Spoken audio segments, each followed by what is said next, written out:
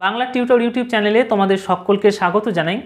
এই মুহূর্তে উচ্চ মাধ্যমিক পরীক্ষা কেন্দ্রিক একটি অত্যন্ত গুরুত্বপূর্ণ আপডেট উঠে আসছে, বলা যেতে পারে বিগ ব্রেকিং আপডেট। এরকম জানা যাচ্ছে যে এর পরের শিক্ষাবর্ষ থেকেই উচ্চ মাধ্যমিক পরীক্ষায় সেমিস্টার সিস্টেম বা সেমিস্টার পদ্ধতি চলে আসছে। দীর্ঘদিন ধরেই উচ্চ মাধ্যমিক শিক্ষা সংসদ এই বিষয়ে পরিকল্পনা করছিল যে উচ্চ মাধ্যমিক পরীক্ষায় কিভাবে সেমিস্টার সিস্টেম আনা যায়, অর্থাৎ উচ্চ মাধ্যমিক পরীক্ষাটাকে ভেঙে দুটো পরীক্ষা কিভাবে করা যায়।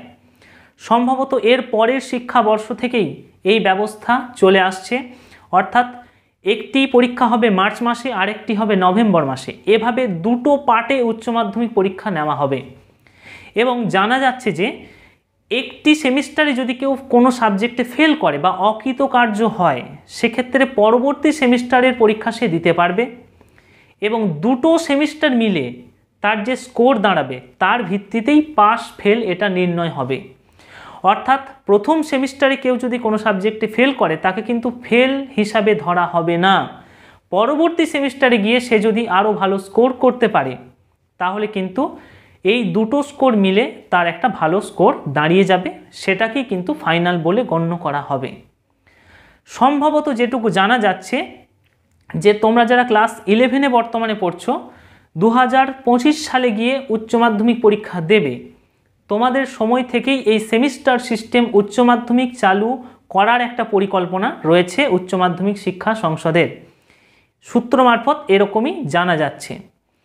এই মুহূর্তের এটুকুই আপডেট যে উচ্চ মাধ্যমিক পরীক্ষায় সেমিস্টার খুব শীঘ্রই চালু হতে চলেছে। দুটো পার্টে উচ্চ মাধ্যমিক পরীক্ষা নেওয়ার পরিকল্পনা রয়েছে।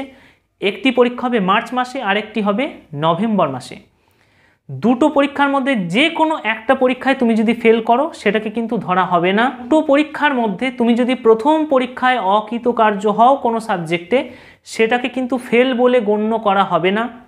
পরবর্তী পরীক্ষায় তোমাকে বসতে দেওয়া হবে এবং দুটো পরীক্ষা মিলে তোমার যে স্কোর দাঁড়াবে সেই স্কোরটাকেই ফাইনাল বলে গণ্য করা হবে। এরকমই কিন্তু একটি আপডেট উঠে আসছে বর্তমানে। ভিডিও ভালো লাগলে অবশ্যই লাইক করবে, কমেন্ট করে তুমি তোমার মতামত জানাতে ভুলবে না। যারা চ্যানেলে নতুন অবশ্যই চ্যানেলটিকে সাবস্ক্রাইব করবে এই ধরনের আরও আপডেট পাওয়ার জন্য।